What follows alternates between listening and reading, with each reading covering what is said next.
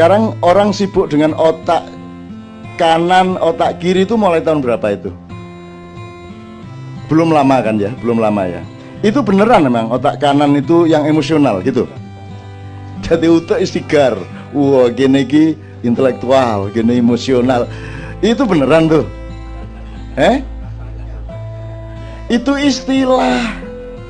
Bukan beneran, itu istilah untuk menggampangkan. Pokoknya ada fungsi intelektual, ada fungsi emosional, ada ESQ, ada macam-macam itu. Itu kan pelan-pelan manusia memahami dirinya, memahami fungsi rohaninya, terus bikin istilah-istilah. Anda terjebak oleh istilah itu. Sebenarnya nggak ada otak kanan, otak kiri itu.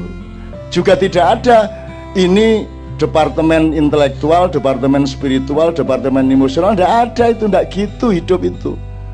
Dia merupakan sebuah entitas. Kapan intelektual, kapan spiritual itu tidak berada pada tempat yang Anda pahami secara material. Kadang-kadang intelektualitas itu cuma kulit ari dari spiritualitas. Kadang-kadang spiritualitas justru merupakan munculan dari fungsi intelektual. Itu sama dengan kesadaran membuat cahaya menjadi partikel. Kesadaran berikutnya menjadi gelombang. Dan Anda tidak bisa definisikan bahwa cahaya adalah partikel ataukah cahaya adalah gelombang, kan tidak bisa. Tidak bisa begitu. Jadi itu semua cuma istilah, Mas. Kalau di Ma'iyah kan dari dulu kita punya teori mengenai ubun-ubun itu, mengenai pendaran yang kita sebut elektromagnetik, yang disebut hidayah Allah, yang wahyunya Allah itu enggak pernah berhenti sejak kun, sudah dia terus menerus abadi. Cuman softwaremu berbeda-beda. Softwarenya para nabi dan rasul dibikin Allah sangat canggih, sehingga kualitas yang bisa diambil dari informasi Allah itu sangat banyak dan sangat berkualitas, sehingga disebut wahyu. Orang-orang yang mengikuti nabi dan rasul, dia mendapat karomah, artinya softwarenya lumayan lah di bawah nabi, tapi informasinya sama. Nah, cuman Pentium berapa dulu, kan begitu. Kamu isi dengan apa? Kalau kamu pakai iPhone ya Bluetooth aja susah, kan gitu. Nah, jadi itu semua cuma istilah, Mas. Nah, mohon kita jangan terjebak oleh istilah-istilah seperti itu. Wong buktinya yang konkret, yang material, 4 sehat 5 sempurna aja sekarang ndak dibantah sendiri oleh kedokteran kok. Kene wis kadung didik anak 30 tahun, ayo 4 sehat 5 sempurna, ayo diuber-uber pentino dadak salah. Dobol are-are yang. Saya sendiri tidak pernah percaya dari kecil sebenarnya lah. Aku nggak memenuhi syarat 4 sehat 5 sempurna. Mbahmu mangan gaplek ada nih 4 sehat 5 sempurna. 1 sehat tok gak oleh ada nih. Tapi ternyata bukan itu kasus kesehatan. Ternyata bukan makan apa yang penting. Misalnya pemilu. Rakyat tuh penting nggak sih dalam politik Indonesia? Penting nggak? Apa sih fungsi rakyat? Fungsi rakyat adalah angka. Kamu nyoblos 1 angka, kakakmu nyoblos 1 angka. Ya itu batas fungsimu, kamu tuh ya cuman angka itu toh. Nggak penting namamu, itu kan sekedar untuk keabsahan kartunya. Tapi kan kamu nggak penting.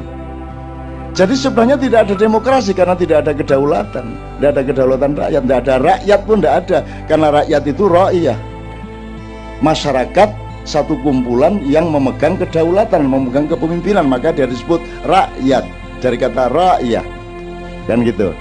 Tapi apakah dengan demokrasi palsu seperti ini terus rakyat akan hancur? Ya belum tentu. Belum tentu.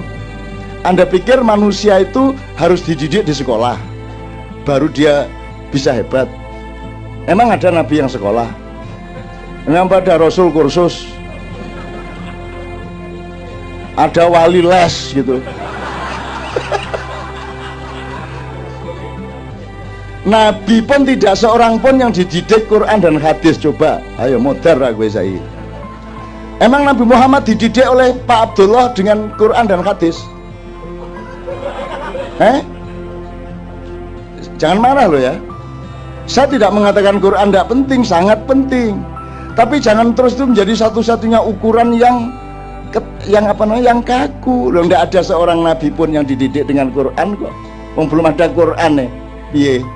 Pemenang Nabi Daud, apa Quran ini gue? Apa? Gak ero deh. Nabi Musa tak takoni sampean gak tau maca Quran ya. Cok ngono tanun gitu kan ya. Gitu. Bener nggak Mas? Kan bener kan? Jadi kan Anda harus menangkap mana inti kesadarannya. Bukan lembaran Qurannya, bukan bunyi ayatnya, tapi inti kesadarannya apa? Karena ayat juga berlipat berlapis-lapis. Ada ayat diskusi, ada ayat merayu, ada ayat memanggil, ada ayat menyapa, ada ayat memerintah. Masing-masing kesadarannya berbeda-beda. Ada ayat yang godain, ada yang ayat yang ancaman. Ini kalau saya kasih contoh masing-masing banyak. Bisa kita sebut ayat-ayat yang ayat diskusi. Misalnya ayat pernikahan, ayat diskusi.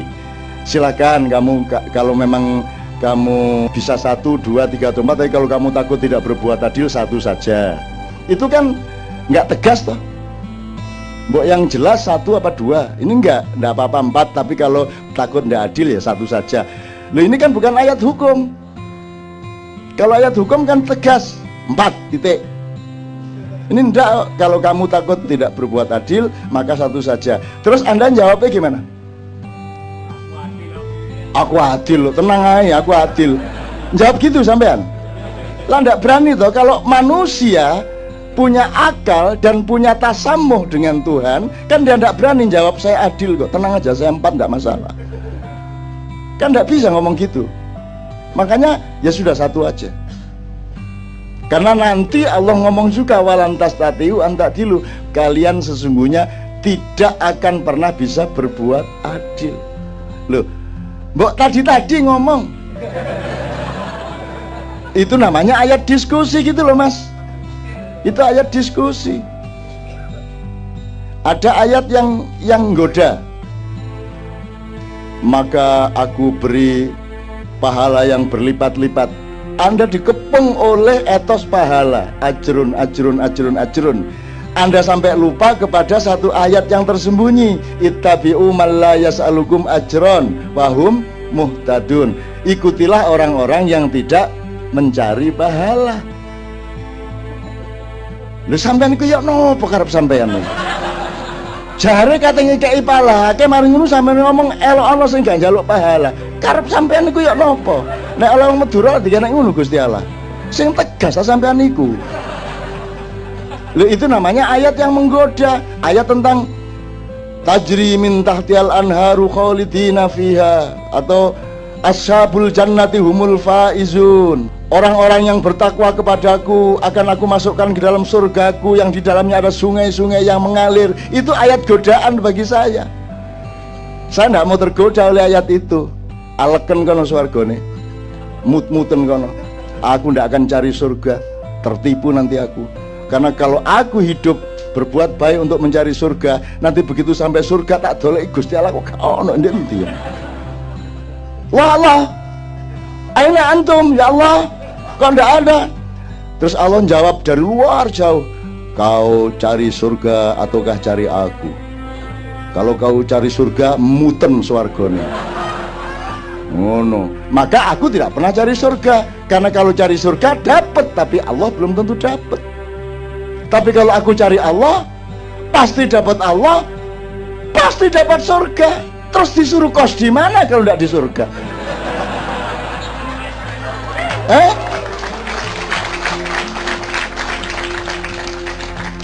Kan tidak mungkin. Ya sudah, kamu mencariku sini hambaku sini ya. Kamu sementara di neraka. Ya tidak mungkin lah. Jadi ngapain cari surga itu loh? Ngapain ulama-ulama itu ngiming-ngimingi surga neraka? Ngapain repot nambah-nambahi file? Itu kamu digoda sama Allah supaya coba dia fokus nggak sama aku, kan gitu kan? Itu kayak wanita yang pakai make up, kan gitu kan? Akhirnya laki-laki terpesona kepada make upnya, lupa kepada intinya. Kan begitu. Jelas ya Mas ya? Loh, ini menurut Anda ini tauhid bukan ini? Kalau tauhid itu benar-benar kepada Allah, dan Anda percaya Allah itu ndak usah kamu minta. Kalau kamu fokus kepada Dia, ojo meneh swarga. Semua dikasih ke kamu. Ndak usah kamu minta. gila apa? Nggak dikasih surga? Pasti dikasih lah. Kamu ngapain cari surga itu loh? Ngapain? Heran saya.